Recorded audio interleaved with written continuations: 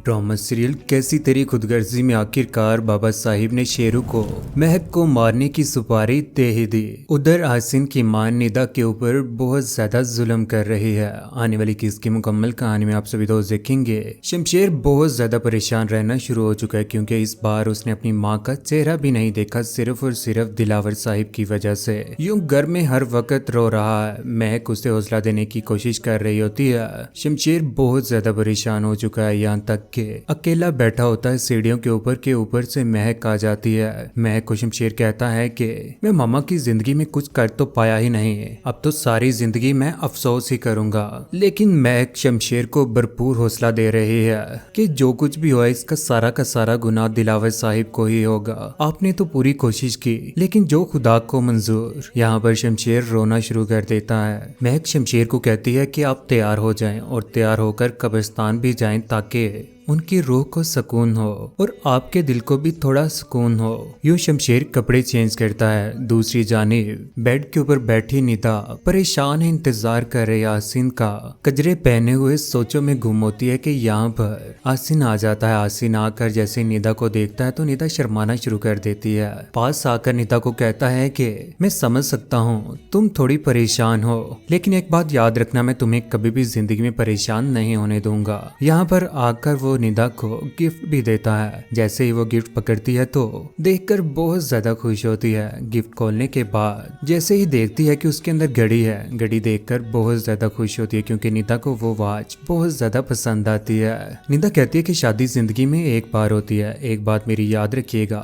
इस बार मैं कोई भी कम्प्रोमाइज नहीं करूंगी। हमने घूमने भी जाना है, जहाँ पर मैं कहूंगी आप मेरे साथ जाएंगे, और जिंदगी में जो कुछ भी मैंने कमी देखी है उसको मैं पूरा होते हुए देखना चाहती हूँ। यहाँ पर आसिन कहता है कि निदा मैं आपकी हर बात मानने के लिए तैयार हूँ, जो भी तुम कहोगे उसके ऊपर मैं पूरा उतरूंगा। आई नो के तुम्हारे ख्वाब कुछ और थे और मेरे ख्वाब कुछ और, लेकिन अगर तुम और मैं मिलकर ख्वाब देखेंगे ना तो वो तवील तक जरूर पहुंचेंगे। ये बात सुनने के बाद निदा भी खुश होती है कि वाकई उसे मोहब्बत करने वाला शौहर मिला है और इस बार निदा भी आसिन का भरपूर साथ देगी। लेकिन कैसे, इन दोनों को अंदलीब कभी भी खुश नहीं रहने देगी। रात गुजरने के बाद जैसे ही सुबह होती है निदा को जरा भी खुश नहीं रहने देगी और उसे कहेगी कि घर के सारे काम अब तुम्हारी ही जिम्मेदारी है। बर्तन धोना, कपड़े धोना, काम करना अब तुम्हारे सबूत है। ये बात सुनने के बाद आगे से निदा भी परेशान हो जाती है। उसने तो कभी अपने घर में भी कोई भी काम नहीं किया।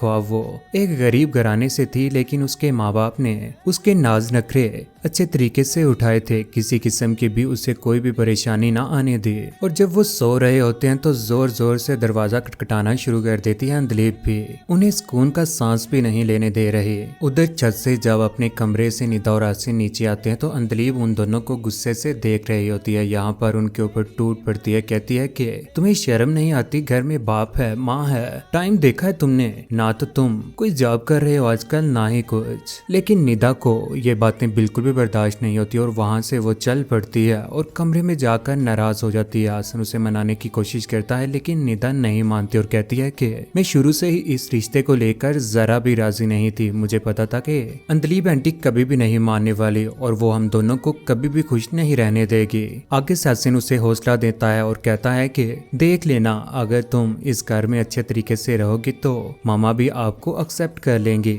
मेरे मरते दम तक तुम मेरे ही बच्चे रहोगे और मैं किसी और को तुम्हारी माँ नहीं बनने दूंगी।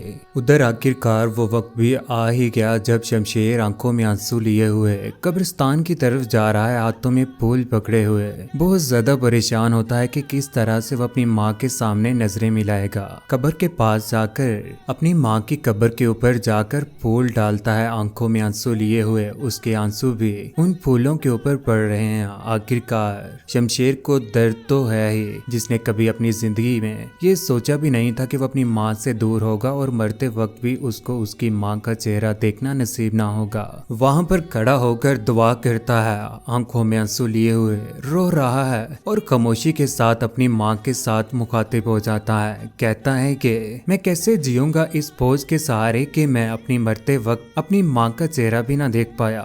बहुत ज्यादा रोता है। लेकिन इस बार शमशेर का दर्द उसके बाप के ऊपर भारी पड़ ही जाएगा जब एक बेटे को एक एक बाप ने इतना दर्द दिया और खुदा की जात भी बहुत रहीम है। इस बार दिलावर साहिब का भी बहुत बुरा अंजाम होने वाला है। शमशेर के पास तो पैसे भी नहीं होते, वो अपनी जॉब के पैसों से वो फूल खरीदता है। उधर आखिरकार शमशेर को जॉब मिल ही गई। जॉब का पहला दिन होता है। पहले दिन ही बहुत सारा काम होता है, यहाँ तक के गाड़ी से माल भी उतारना पड़ता है स्टोर का।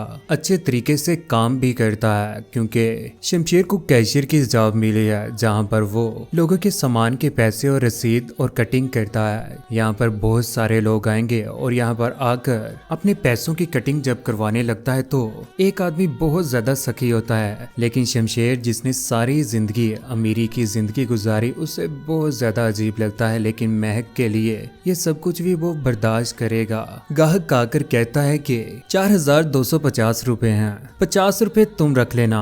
आखिरकार शमशेर वो 50 रुपए अपनी पॉकेट में डाल लेता है और सोचता है कि वाकई ही उसे पैसों की जरूरत है और खामोशी के साथ उसको बिल पकड़ाता है। शमशेर को वहाँ पर मालिक की भी अच्छी खासी बातें सुनने को मिलती है और ओवर टाइम में दूसरा काम भी करता है। दूसरी जानिब बाबा साहिब के दिल में आग जल रही है शमशेर को लेकर के। वो महक के साथ आजकल रह रहा है और वो भी खुशी के साथ अपनी मर्जी के साथ उनके ख्वाब पूरे होने जा रहे हैं क्योंकि शेरू आखिरकार आजाद हो ही गया। आजाद होते ही कदमों में आकर दिलावर साहिब के गिर जाता है। आकर कहता है कि मालिक मुझे माफ कर दीजिए, मुझसे जो भी गलती हुई उसका खमियाजा भुगतने के लिए मैं तैयार बैठा हुआ हूँ। यहाँ पर बाबा साहिब भी बोल पड़ते हैं, कहते हैं कि मैं तुम्हें कभी भी माफ नहीं करूंगा, तुम्हारी वजह से ही आज मिनाज इस दुनिया में नहीं रही। इस बार मेरा काम तुम्हें करना ही पड़ेगा। और उस लड़की को कत्ल करने का दोबारा से हुक्म बाबा साहिब शेरू को दे ही देते हैं। कहते हैं कि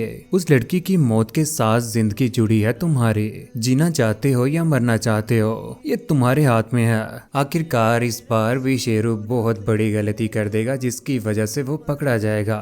सुपारी लेने के बाद वो वहां से उठकर चला जाता है क्योंकि इस बार शेरू को सारा का सारा एड्रेस भी समझा दिया जाता है। पिस्टल पकड़े हुए आखिरकार वो पहुंच ही जाता है महक और शमशेर के घर के आसपास। लेकिन इस बार महक को भी डर पड़ चुका है। उसने भी शेरू के आजाद होने के बाद उसने भी पुलिस स्टेशन में कंप्लेंट दर्ज करवा ही दी हुई है कि उनकी जिंदगी को खतरा है। इसलिए पुलिस शेरू के जेल से भागने के बाद उसको तलाश कर रही है। बारिश हो रही है, पीछे से आर्डर हो चुके हैं, ड्यूटी बहुत सख्ती से कर रहा है पुलिस वाला भी। शेरू चेहरा ढांपे हुए नकाब किए हुए आखिरकार पहुंच ही जाता है महक और शमशेर के घर में, जहां पर लाइट बंद करने के बाद वहां पर मोमबत्ती जलाकर शमशेर और महक हाथ में पकड़े हुए हैं मोमबत्ती। अंधेरा बहुत ज्यादा है। शेरू दरवाजा खोलता है तो आगे महक और शमशेर को इकट्ठा पाता है। यहाँ पर वो गोली चला ही देता है लेकिन निशाना गलती से दीवार की तरफ का लग जाता है। यहाँ पर आखिरकार शेरू की दौड़ लग ही गई जब उसके पीछे पड़ जाता है शमशेर भी।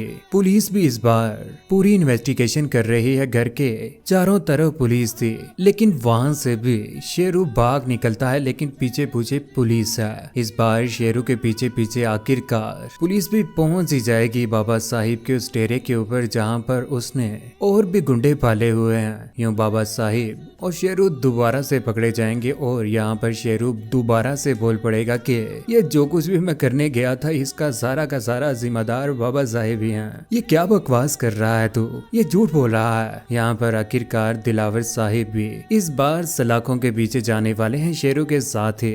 यूं बाबा साहिब के जेल में चले जाने के बाद महक को तो इस बात की बहुत ज्यादा खुशी होगी लेकिन शमशेर को इस बात का थोड़ा दुख भी होगा कि उसके बाबा हैं। दारा कहेगा कि शमशेर बाज आ जाओ, ये क्या कर दिया है तुमने, जितनी जल्दी हो सके महक से सुलहनामा करवाओ और बाबा साहिब को जेल से निकलवा दो।